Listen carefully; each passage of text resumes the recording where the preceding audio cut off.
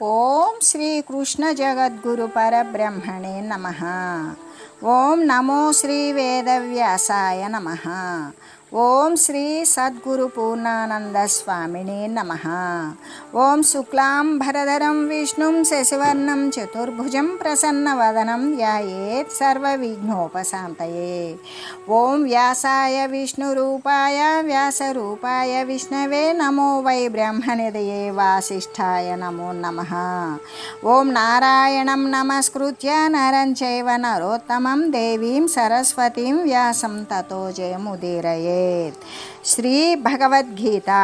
అయితే అర్జున, స్వకీయమైనటువంటి క్షత్రియ ధర్మాన్ని విచారించుకున్నట్లయితే యుద్ధానికి వెనుదీయడం అనేటువంటిది, యుద్ధం చేయకుండా ఆగిపోవడం అనేటువంటిది నీకు సరి అయినటువంటిది కాదు కదా. ఎలాగంటే క్షత్రియునికి ధర్మయుద్ధం కంటే కూడా శ్రేయస్కరమైనటువంటిది మరి ఒకటి ఉన్నదా? లేదు. అందుకే కర్తవ్య నిర్వహణ అనేటువంటిది చేయవలసిందే. ఆ కర్తవ్యం నిర్వహించేటప్పుడు కానీ, తన యొక్క స్వధర్మం ఆచరించేటప్పుడు కానీ ధర్మానికి విరుద్ధమైనటువంటి కార్యాలను చేయకుండా ఉండడమే మరి శ్రీకృష్ణునికి ఎంతో ఇష్టమైనటువంటి విషయం అనే చెబుతూ, ఎలాగంటే అటువంటి ధీమంతుడు, ఏ విధంగా స్వధర్మాచరణ చేసేటువంటి ధీమంతుడు ఎలాంటి వాడు అంటే, ఒక్కొక్క చోట ఒక్కొక్క రకంగా చరిస్తాడు. ఎట్టకేలకు వాని యొక్క దక్షతతో కూడినటువంటి కర్తవ్య నిర్వహణ యందు, తన యొక్క స్వధర్మాన్ని ఆచరించేటువంటి విషయమునందు కూడా వాడు నిష్ణాతుడై ఉంటాడు. అటువంటి వాడు సమయానుకూలంగా సందర్భానుసారంగా వ్యవహారం చేస్తూ ఉంటాడు అనే చెబుతూ, ఒకచో నేలను బవ్వలించు నొకచో నొప్పారు భూసజ్జపై, నొకచో శాకములారగించు నొకచో నుత్కృష్ట శాల్యోధనం, బొకచో బొంత ధరించు నొక్కొక్కతరిన్ యోగ్యాంబర శ్రేణి, లెక్కకు రాణి ఎడు కార్య సాధకుడు దుఃఖంభున్ సుఖంభున్మదిన్. వాని యొక్క మదిలో, వాని యొక్క మనసులో ఎటువంటి విషయాన్ని, దుఃఖాన్ని కానీ సుఖాన్ని కానీ మదికి తీసుకోడు. ఏ విధంగా వాని యొక్క దృష్టి అంతా తన కార్యాన్ని ఎలా చక్కబెట్టుకోవాలి. అందుకే కార్యార్థి అయినటువంటి ధీరుడు వీలును బట్టి ఒకచోట కేవలం భూసయ్యను అంటే భూమి మీద పడుకుండిపోతాడు. ఒక్కొక్క చోట అవసరం వచ్చి కుదిరి వస్తే పట్టు పరుగుల మీద శయనిస్తాడు. ఒక్కొక్క తావున కాయగూరలను తింటాడు. ఒక్కొక్క చోట శాల్యోధనంబు కూడా సేవిస్తూ ఉంటాడు. ఒక తావునైతే బొంతగుడ్డను కట్టుకొని ఉంటాడు. ఒక చోట అయితే పీతాంబరాలను ధరిస్తాడు. ఈ విధంగా అంటే కానీ కష్టాలు వచ్చినప్పుడు అతన్ని దుఃఖం కానీ సుఖం కానీ, దుఃఖం వచ్చినా సుఖం వచ్చినా కూడా వాడు బాధను పడడు, సంతోషాన్ని పొందడు. అంటే కర్తవ్య నిర్వహణ యందు, తనదైనటువంటి స్వధర్మ ఆచరణ యందు కూడా నిష్ణాతుడై ఉంటాడు. అంటే శరీరం ఉన్నంతకాలం వరకు కూడా ప్రతి ఒక్కరూ ఏదో ఒక పని చేయవలసే ఉన్నది. కాబట్టి అటువంటప్పుడు తన స్వధర్మానికి అనుకూలమైనటువంటి కార్యాన్ని, ఏ యొక్క ఫలితాన్ని ఆశించకుండా నిష్కామంగా కార్యాన్ని ఆచరించడం వలన మనుషునికి ఉత్తమమైనటువంటి శ్రేయమే కలుగుతుంది. అంతేకాదు ఉత్తమ శ్రేయం లభించడం మాత్రమే కాకుండా చిత్తశుద్ధి ద్వారా మోక్షం కూడా సంప్రాప్తమవుతుంది. అందుకే మరి ధర్మయుద్ధమునే క్షత్రియులు ఆశ్రయించాలి కానీ ఆ ధర్మయుద్ధము కాదు అనేటువంటి విషయమే స్పష్టం చేస్తూ ఉన్నారు. అందుకే అప్రయత్నంగానే లభించినటువంటి స్వర్గద్వారాలు కూడా తెరవబడి ఉంటాయి. స్వర్గాన్ని కలగజేసేటువంటిది అయినా ఈ యుద్ధమునందు, ఈ యుద్ధాన్ని ఏ క్షత్రియులు పొందుతారో వారు నిఖంగా కూడా సుఖవంతులే అవుతారు. అందుకే మరి అర్జునుడిని పార్థ అనేటువంటి సంబోధన రూపంలో ఏ విధంగా అంటే, ఏతద్ధనంజయో వాచ్యో నిత్యోద్యుక్తో వృకోదర యదర్థం క్షత్రియ సూతే తస్య కాలో యమాగత. కుంతీదేవి అంటూ ఉన్నది. ఎప్పుడు ఆ యొక్క మహాభారతంలో కౌరవులకి పాండవులకి కూడా రాయభారాన్ని చేసి యుద్ధం విరమింపచేయాలి అని శ్రీకృష్ణ రాయభారం జరిగే సమయంలో కుంతీదేవి ఏమన్నది, ఓ కృష్ణ, దేని నిమిత్తమైతే క్షత్రియమాత కుమారుణ్ణి కంటూ ఉన్నదో అటువంటి సందర్భం ఇప్పుడు వచ్చింది అని అర్జునునితో తెలియజేయు. నిరంతరం కూడా యుద్ధానికి సన్నద్ధుడయ్యేటువంటి భీమునితో కూడా తెలియజేయు అని చెప్పింది అనేటువంటి విషయాన్ని గుర్తింపజేయడం కోసం ఏమని చెప్తూ ఉన్నారు అంటే, శ్రీకృష్ణమూర్తి అర్జునుని తల్లి యొక్క పృథా అంటే కుంతీదేవి యొక్క క్షాత్ర ధర్మ నిర్వహణాన్ని గురించినటువంటి సందేశాన్ని ఆయనకు జ్ఞాపకం చేశారు. యుద్ధానికి పూర్వం కుంతీదేవి హస్తినాపురం నుండి శ్రీకృష్ణు ద్వారా కూడా అర్జునునికి క్రింది సందేశాన్ని పంపించింది. దేని నిమిత్తమైతే క్షత్రియమాత కుమారుణ్ణి కంటూ ఉన్నదో అటువంటి సందర్భం ఇప్పుడు వచ్చింది. అంటే బాహ్య సంబంధమైనటువంటి యుద్ధం క్షత్రియులకు మాత్రమే ఉంటుంది. అదే అంతర్యుద్ధము, అంతర్గతంగా జరిగేటువంటి యుద్ధం అయితే కోరికలతోటి, కోపాలతోటి, ఇష్టాలతోటి, అయిష్టాలతోటి, చెడు వాసనలతోటి కూడా ఎల్లప్పుడూ పోరు జరుగుతూనే ఉంటుంది. ప్రతి ఒక్కరికి కూడా ఆ విషయం అంతర్గతంగా జరుగుతూనే ఉంటుంది. అంటే బాహ్యమైనటువంటి యుద్ధాన్ని ధర్మపూర్వకంగా ఆచరించినట్లయితే స్వర్గమే లభిస్తుంది. అదే అంతర్యుద్ధంలో ఏ యొక్క మంచి చెడులకు జరిగినటువంటి పోరాటంలో ఎప్పుడైతే మంచి గెలిచిందో దాని ద్వారా మోక్షమే సంప్రాప్తిస్తుంది. కాబట్టి నిజమైనటువంటి క్షత్రియ వీరులు ఏం చేస్తారు, యుద్ధం ఎప్పుడు వస్తుందా అని ఎదురు చూస్తారు. ఎందుకు? బాహ్యంగా గెలిచారా రాజ్యపాలన చేస్తారు, లేదు శరీరాలు ఆ యుద్ధ భూమిలో పడిపోయినవా వాళ్ళు స్వర్గలోకాన్ని పొందుతారు. ఎట్లయినా వాళ్ళకి మేలే కాబట్టి, శరీరం ఉన్నా ఊడినా వాళ్ళకి మేలే జరుగుతుంది. కాబట్టి నిజమైనటువంటి క్షత్రియ వీరులు ఏం చేస్తారు, యుద్ధం ఎప్పుడు వస్తుందా అని ఎదురు చూస్తూ ఉంటారు. అలాగే తీవ్రమైనటువంటి మోక్షాన్ని చెందాలి అనే కోరిక కలిగినటువంటి వారు అబద్ధాన్ని ఎప్పుడు తరిమివేయాలి, ఈ కల్పితమైనటువంటి మాయవునేమో ఎప్పుడూ దానిని కాలరాయాలి. అంతేకాదు అజ్ఞానముతో ఎప్పుడు యుద్ధము చేస్తాము అనేటువంటి విషయానికి ముముక్షులైనటువంటి వారు కాచుకొని ఉంటారు. క్షత్రియులకి యుద్ధమందు ఏ విధమైనటువంటి కోరిక ఉంటుందో ఈ యొక్క ముముక్షువులకి ఆ జ్ఞానముతో పోరు సల్పటం అనేటువంటిది పరమ ఇష్టంగా ఉంటుంది అని చెబుతూ, అధచేత్వమేమం ధర్మ్యం సంగ్రామం నా కరిష్యసి తత స్వధర్మం కీర్తించ హేత్వా పాపమవాప్స్యసి. ఇక నీవు ధర్మయుక్తమైనటువంటి యుద్ధాన్ని చేయు. అలా చేయలేదనుకో, దాని చేత నీవు స్వధర్మాన్నే వదిలివేసిన వాడివి అవుతావు. దాని పట్ల నీవు స్వధర్మాన్ని నిరసించిన వాడివే అవుతావు. దాని వలన కీర్తిని పోగొట్టుకుంటావు. కీర్తి పోయిందా పాపాన్నే పొందుతావు అని చెబుతూ, అందుకే నీవు ధర్మముతో కూడి ఉన్నటువంటి ఈ యుద్ధాన్ని చేయు. ఎందుకు అంటే ఈ యుద్ధానికి ప్రేరణ మీరందరూను. యుద్ధం చేస్తామని ఉవ్విళ్ళు ఊరింది కూడా మీరందరూను. అయితే యుద్ధంలో రాజ్యాన్ని గెలుచుకోవాలి అని కోరుకున్నది కూడా మీరందరూను. ఎటువంటిది అంటే మిమ్మల్ని అధర్మాన్ని ఆశ్రయించుకొని మిమ్మల్ని బాధలు పెట్టినటువంటి దుర్యోధనాదుల్ని ఈ యుద్ధంలో వధిస్తాను అని మీరు చేసినటువంటి మహాభీషణ ప్రతిజ్ఞలు ఉన్నాయి. దానితో మీరు యుద్ధం చేసి వారిని సంహరించవలసిందే. అయితే ధర్మంతో కూడినటువంటి ఈ యుద్ధం కనుక నీవు చేయలేదనుకో, ఎందుకు? మీ పట్ల ధర్మం ఉన్నది. మిమ్మల్ని అధర్మం పాలు చేసి మీకు అన్యాయం కలిగించినటువంటి శత్రువులను దండించడం అనేటువంటిది మీ సుక్షత్రియుల ధర్మమై ఉన్నది. కాబట్టి దాని చేత నీ స్వధర్మం ఏమిటి అంటే, నీ స్వధర్మం నువ్వే జాతికి చెందున్నావు, క్షత్రియ జాతికి చెందున్నావు. నీ స్వధర్మం ఏమిటి అంటే యుద్ధం చేయడం. ఆ యుద్ధము చేస్తాను అని ఇంత దూరం వచ్చి మళ్ళీ ఇప్పుడు నేను యుద్ధం చేయను అని నిరసించిన వాడవే, యుద్ధాన్ని వదిలివేసిన వాడవే అయ్యావనుకో, అప్పుడేమవుతుంది? కీర్తిని అపారవారంగా ఎప్పటి నుండో సాధించి పెట్టుకుని ఉన్నటువంటి కీర్తిని పోగొట్టుకుంటావు. అంతేకాదు నీ స్వధర్మాన్ని నువ్వు ఎప్పుడైతే వదిలివేశావో నిన్ను పాపం అనేటువంటిది అందుతుంది.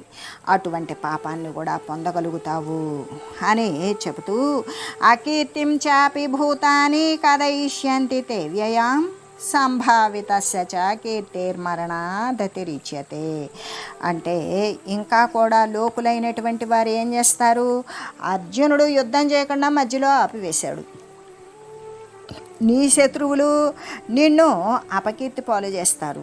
ఇంకా లోకులు కూడా నీ యొక్క అపకీర్తి చిరకాలం వరకు, అంటే శాశ్వత కాలం వరకు నీ గురించి ప్రస్తావన వచ్చినప్పుడల్లా నిన్ను గురించి నీ అపకీర్తిని చిరకాలం వరకు కూడా దీర్ఘకాలం చెప్పుకుంటారు. అంతేకాదు, గౌరవంగా బ్రతికినటువంటి వానికి అపకీర్తి ఎటువంటిది అంటే చచ్చిన దానికంటే కూడా అధికమైనటువంటి బాధను కలిగిస్తుంది. కాబట్టి నీవు చేయరాని పని చేస్తున్నావు. చేయరాని పని చేసినప్పుడు, చేయవలసిన పని చేయనప్పుడు లోకంలో అపకీర్తి వ్యాపిస్తుంది. నీవిప్పుడు చేయవలసిన పని ఏంటి? యుద్ధం చేయాలి. అది చేయడం లేదు. చేయరాని పని ఏంటి? యుద్ధము ఆపివేయకూడదు, దానిని చేస్తూ ఉన్నావు. కాబట్టి చేయరాని పని చేసినప్పటికీ, చేయవలసినటువంటి పని చేయకపోయినప్పటికీ లోకంలో అపకీర్తి అంటే చెడు అనేటువంటిది నీ ప్రతిష్ట పోతుంది. అపకీర్తి వ్యాపిస్తుంది. నిన్నందరూ చెడు అని దూషిస్తారు. చేయవలసినటువంటి ధర్మయుద్ధాన్ని చేయకపోవడం వలన అర్జునుడు అపకీర్తి పాలవుతాడు అని శ్రీకృష్ణమూర్తి హెచ్చరిస్తూ ఉన్నారు. ఎందుకు అంటే గౌరవస్తునికి అపకీర్తి మరణం కంటే కూడా బాధాకరమైనది. ఎలాగంటే మరణం ఒక్క శరీరాన్ని మాత్రమే బాధిస్తుంది. అదే అపకీర్తి అయితే తరతరాలు బాధిస్తుంది. పలానా వంశం వారిలో ఈ విధంగా వారి యొక్క కీర్తి ప్రతిష్టలు ఈ తరం దాకా ఎలాగా చెప్పుకుంటున్నామో, వాళ్ళు చేసినటువంటి అపకీర్తి, చెడు మార్గాలలో ఉన్నటువంటి కీర్తిమంతులు చెడు పని చేసినప్పుడు దానిని గురించి కూడా తరతరాలుగా చెప్పుకుంటారు. ఆ అపకీర్తి తరతరాలు కూడా బాధిస్తూ ఉంటుంది. మా తరంలో ఆయనంట పలానా అంట ఇలా చేయకూడని పని చేశారంట, యుద్ధం ఆపేశారంట, యుద్ధం చేస్తానని వచ్చి ప్రగల్భాలు బలికి నేను యుద్ధం చేయను అని విరమించాడంట అనేటువంటి కీర్తి ఈ విధంగా తరతరాలను వ్యాపించి బాధిస్తుంది. అదే మరణం అనుకో, ఒక్కసారే శరీరానికి వస్తుంది, అది ఒక్కసారి మాత్రమే బాధిస్తుంది అని చెబుతూ, అందుకే ఇక్కడ దీని యొక్క యుద్ధము చేయము అనేటువంటి దాని యొక్క అంతరార్థం ఏమిటి అన్నప్పుడు, జీవుడు ఎటువంటి వాడు అంటే ఆత్మస్వరూపుడు. ఆ ఆత్మయే జీవుడుగా ఉన్నాడు. అయితే మహాగౌరవనీయుడకు వ్యక్తి అతడు ఇంద్రియ మనసులకు లోబడ్డాడు అనుకో, అపకీర్తి పాలైపోతాడు కదా. ఇప్పుడు మహాగౌరవనీయుడైనటువంటి వ్యక్తి ఆ యొక్క జీవుడైనటువంటి ఆత్మస్వరూపుడు. అతడు ఇంద్రియాలకు, ఈ యొక్క ఇంద్రియ విషయాలకు, దృశ్యమాన వస్తువులకు అలవాటు పడిపోయి ఆ యొక్క చెడిపోయినటువంటి వికల్పాలకి పాల్పడిపోయి దృశ్య సంబంధమైన జగత్ సంబంధమైన వస్తువులే సత్యమని భ్రమించి ఆ యొక్క ఇష్టాలకు అయిష్టాలకు లోబడిపోయాడు అనుకో, ఇకప్పుడు ఆ జీవుడు అపకీర్తి పాలే అవుతాడు కదా. కాబట్టి ఏం చేయాలి? ఆత్మస్మృతిని పొందాలి, ఆత్మతత్వాన్ని గుర్తుంచుకోవాలి, మళ్ళీ మళ్ళీ మననం చేయాలి. ఆ మననమే మళ్ళీ దాని ప్రకారం అనువర్తిస్తూ ఉండాలి. అలా చేస్తూ ఆత్మతత్వాన్ని పొంది మాయను, ఇంద్రియాలను జయించి వేయాలి. అబద్ధాన్ని ఆవలికి నెట్టివేయాలి. ఇంద్రియాలను, శమధమాధులను సాధించాలి. అలా జయించినటువంటి వానికి మాత్రమే అపకీర్తి రాకుండా కాపాడుకోవడం అనేటువంటిది జీవుని యొక్క కర్తవ్యం కదా. ఎలాగంటే అర్జునుడు చేయవలసినటువంటి పని చేసినా, చేయకూడనటువంటి పని ఆపివేసినా ఆ కీర్తి అలాగే వ్యాపిస్తుంది చక్కగా. కానీ అపకీర్తి ఎక్కడ వస్తుంది? చేయరాని పని చేసినప్పుడు. చేయవలసినటువంటి యుద్ధం చేయనంటున్నాడు, చేయవలసినటువంటి పని చేయనప్పుడు ఏ యుద్ధం చేయాలో అది చేయనంటున్నాడు. చేయరాని యుద్ధం ఆపకూడదు అన్నప్పుడు యుద్ధాన్ని ఆపివేయాలి అంటున్నాడు. దానివల్ల అతనికి ఆ క్షత్రియ వంశానికి మొత్తానికి అపకీర్తి అనేటువంటిది వ్యాపిస్తుంది కదా. అందుకే చేయవలసినటువంటి ధర్మయుద్ధాన్ని చేయకపోతే అర్జునుడు అపకీర్తి పాలవుతాడని శ్రీకృష్ణమూర్తి హెచ్చరిస్తూ, గౌరవంగా బ్రతికేటువంటి వానికి అపకీర్తి చావు కంటే కూడా బాధను కలిగిస్తుంది. ఎలాగంటే మరణమైతే ఒక్క శరీరాన్నే బాధిస్తుంది, కానీ అపకీర్తి అయితే తరతరాలకు వ్యాపించి బాధిస్తుంది కదా. అలాంటిదే ఇప్పుడు జీవుడైనటువంటి వాడు ఆత్మస్వరూపుడు, దేహాంతర్గతంగా ఉన్నటువంటి జీవుడు ఆత్మయే జీవుడై ఉన్నాడు. వాడు మహాగౌరవనీయుడైనటువంటి వ్యక్తి. అటువంటి వాడు తన యొక్క ఇంద్రియాదులను, తన యొక్క శమము దమము మొదలైనటువంటి ఇంద్రియాల మనసులకు కనుక శమము దమము లేకుండా ఇంద్రియాలకు మనసుకు వాటికి అశుద్ధమైనటువంటి బుద్ధి చిత్త అహంకారాలకు పాల్పడ్డాడనుకో, ఆ జీవుడేమవుతాడు? అపకీర్తి పాలవుతాడు. అపకీర్తి అంటే అనేక శరీరాలను కొని తెచ్చుకుంటూ ఉంటాడు. ఈ సంసారము అనేటువంటి సముద్రంలో పడి ఈదులాడుతూ ఉంటాడు. వానికి తీరము కనపడక ఎంతో అవస్థపడుతూ ఉంటాడు. చావు పుట్టుకులు అనేటువంటి చక్రభ్రమణంలో కొట్టుమిట్టాడుతూ ఉంటాడు. అదే వాని జీవుని యొక్క అపకీర్తి. కాబట్టి వాడు అటువంటి స్థితిని దాటివేయాలి అన్నప్పుడు ఆత్మతత్వాన్ని గురించి తెలియాలి. ఆత్మతత్వాన్ని మళ్ళీ మననం చేయాలి. తాను ఆత్మనే, కానీ నేను ఆత్మని ఎలా అవుతాను అనేటువంటి విషయం గురించి పెద్దల ద్వారా తెలుసుకోవాలి. సాధు మహనీయులను సేవించాలి. సత్శాస్త్రాలు అధ్యయనం చేయాలి. దాని ప్రకారం మాయా కల్పించబడినటువంటి ఈ యొక్క జీవప్రాప్తి, అబద్ధమైనటువంటి శరీర లంపటాదులు, ఇవన్నీ శాశ్వతంగా నశింపజేసుకోవాలి అంటే ఇంద్రియాలను జయించాలి. శమము దమము అనేటువంటిది తాను స్వాధీనం చేసుకోవాలి. అంతరేంద్రియాలను బాహ్యేంద్రియాలను వీటన్నింటినీ నిగ్రహించుకునేటువంటి స్థితికి తెచ్చుకోవాలి. అలా ఉన్నప్పుడే వాడు జీవుడు అపకీర్తి రాకుండా, అంటే మళ్ళీ జనన మరణ చక్రం అనేటువంటి దానిలో పడకుండా, మళ్ళీ సంసార సముద్రం అనేటువంటి దానిలో కొట్టుమిట్టాడకుండా మరి తనను తాను కాపాడుకోవడం అనేటువంటిది జీవుని యొక్క కర్తవ్యం కదా అని చెబుతూ, భయాద్రణ దుపరతం మాంసం చేత్వం మహారథాః ఏషాం చత్వం బహుమతో భూత్వా యాస్యశిలాఘవం. ఇంతవరకు కూడా ఇంతవరకు ఏ మహారథులందో అయితే నీవు ఘనంగా భావింపబడుచూ ఉన్నావు. ఇప్పుడు సేనలను అంటే యుద్ధం చేసేటువంటి వారిని, పేరు ప్రఖ్యాతులు పొందినటువంటి వారిని కూడా రథులని, అర్ధరథులని, అతిరథులని, మహారథులని మరి వారికి వారి యొక్క భుజబల పరాక్రమాన్ని, వారి యొక్క మానసికమైనటువంటి పరిపక్వతను, వారి ఆలోచన తీరుణ్ణి, వారి యొక్క ధైర్యాన్ని అన్నింటినీ లెక్కగట్టి వారికి ఈ యొక్క అర్ధరథ మహారథ అర్ధరథులు రథులు మహారథులు అతిరథులు మహారథులు అనేటువంటి బిరుదులను ఇస్తారు. వీరు ఈ కోవకు చెందినటువంటి వారు, వారు ఆ కోవకు చెందినటువంటి వారు అనే భావిస్తారు. అయితే నిన్ను మహారథిగా భావించి ఉన్నారు. ఏ మహారథులందైతే అందరికంటే కూడా ఘనతరమైనటువంటి మహారథిగా నిన్ను భావింపబడుతూ ఉన్నారు, అలా నిన్ను గురించి భావించబడుతూ ఉన్నావో నువ్వు, వారంతా కూడా నిన్ను ఇప్పుడు ఏం చేస్తారు? చులకన చేసేస్తారు. ఎందుకు అంటే ఎన్నో స్థాయి భేదాలు దాటివేసి ఎక్కడో పతాక స్థాయిలో ఉన్నావు నువ్వు. ఆ యొక్క నీ యొక్క పరాక్రమాన్ని గురించి ప్రతి ఒక్కరిలో కూడా ఇటువంటి ఆలోచనే ఉన్నది. నీవెప్పుడైతే యుద్ధాన్ని చేయను అని విరమించుకుంటావో వారంతా కూడా నిన్నిప్పుడు చులకన చేస్తారు. చేసి ఏం చెప్తారు? భయము చేత యుద్ధము నుండి మరలిన వానిగానే తలంచుతారు. నీకు ఈ విధంగా నా జనులు నా బంధువులు అని నువ్వు బాధపడ్డావని నిన్ను ఆ విధంగా తలచరు. యుద్ధము చేయలేక నువ్వు భయపడ్డావని, నువ్వు పిరికివాడవని, ఈ విధంగా యుద్ధం నుండి వెనక్కి మరలి వెన్ను చూపి పారిపోయావు అనేటువంటి వానిగానే నిన్ను గురించి తలంచుకుంటారు అనే చెబుతూ, అవాచ్యవాదహం చ బహూన్ వదిష్యంతి తవాహితాః నిందంతస్తవ సామర్థ్యం తతో దుఃఖతరం ను కిం. అంతేకాదు, శత్రువులని యొక్క సామర్థ్యాన్ని దూషిస్తారు. ఉట్టి పిరికివాడు వాడు ఊరికే ప్రగల్భాలు బలికాడు తప్ప వాడికి అంతకంటే ఏమీ లేదు అని నీ గురించి, నీ యొక్క స్వతహాగా నీకున్నటువంటి శక్తిని సామర్థ్యాన్ని కూడా దూషిస్తారు. ఇంకా అనేక దుర్భాషలాడతారు, పెక్కు దుర్భాషణలు కూడా పలుకుతారు. దానిని మించినటువంటి దుఃఖం నీకేమైనా ఉన్నదా? అంతమంది చేత నువ్వు దూషింపబడుతూ ఉన్నావే, పడతావు కదా. అటువంటి దుఃఖం కంటే నీవు మరి ఇంకంతకంటే ఎక్కువ బాధపడేటువంటి దుఃఖం ఇంకేదన్నా ఉన్నదా అని చెబుతూ, అంతేకాదు ఎలాగంటే ధర్మయుద్ధం వలన ఏం జరుగుతుంది, ఇహలోకమునందు కానీ పరలోకమునందు కానీ కలిగేటువంటి శ్రేయం అనేటువంటిది ఉన్నది కదా.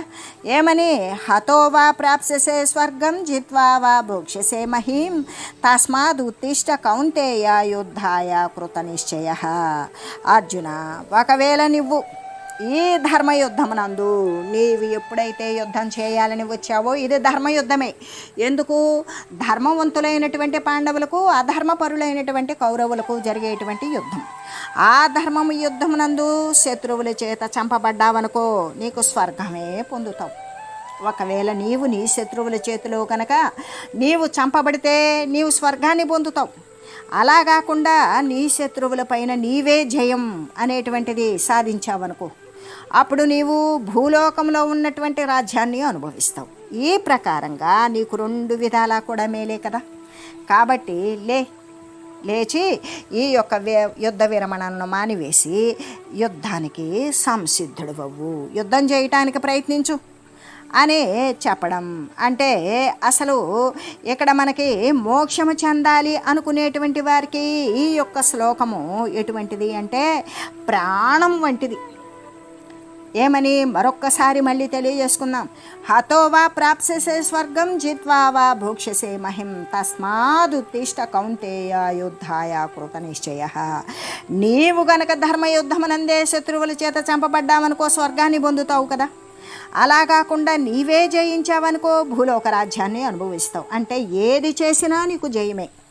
శరీరం పోతే స్వర్గం, శరీరం ఉంటే రాజ్యభోగం. ఈ ప్రకారంగా 2 విధాలా కూడా మేలే జరుగుతుంది. కాబట్టి యుద్ధం చేయు అని చెప్పడం. అంటే మోక్షము చెందాలి అనుకునేటువంటి వారికి ఇది ప్రాణముతో సమానమైనటువంటిది. ఎందుకు, ఇది ఒక మహామంత్రం. ఈ మంత్రం తనను రక్షిస్తుంది.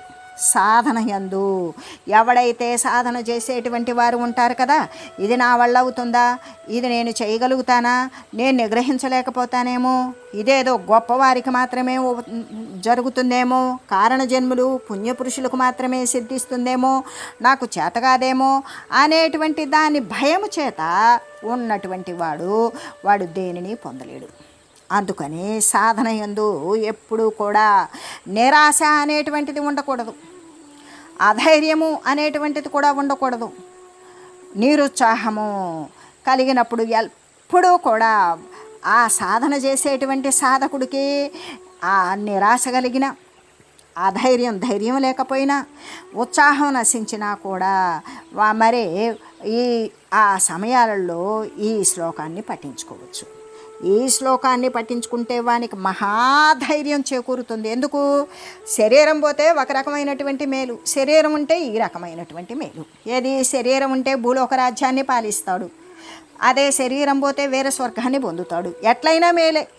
అటువంటప్పుడు ఈ సాధకుడు కూడా నిరాశ, అధైర్యం, నిరుత్సాహం కలిగినప్పుడు ఎప్పుడైనా సరే ఈ శ్లోకాన్ని పఠించుకోవడం వల్ల వానికి మానసికమైనటువంటి ధైర్యం చేకూరుతుంది. ఎలాగంటే ధర్మపూర్వకమైనటువంటి బాహ్య యుద్ధమునందు సూర్యుడు అదే యుద్ధం చేసేటువంటి వాడు జయించాడనుకో రాజ్యాన్ని పొందుతాడు, అదే మరణించాడనుకో స్వర్గాన్ని పొందుతాడు.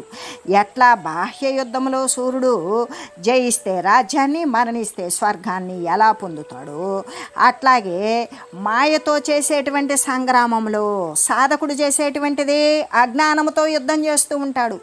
ఆ అజ్ఞానాన్ని పారద్రోలాలి, కల్పించబడినటువంటి మాయని మరి కాలరాచివేయాలి. కాబట్టి ఆ యొక్క సంగ్రామమునందు ఆత్మకి అనాత్మకి, ఇక్కడ అనాత్మయే అయినా ఆత్మస్థానంలో ఉన్నది దేహేంద్రియాదులు. కాబట్టి ఆత్మగా చలామణి అవుతుంది, సత్యంగా చలామణి అవుతుంది. ఆ సత్యంగా చలామణి అయ్యే అసత్యాన్ని దూరీకరించాలి.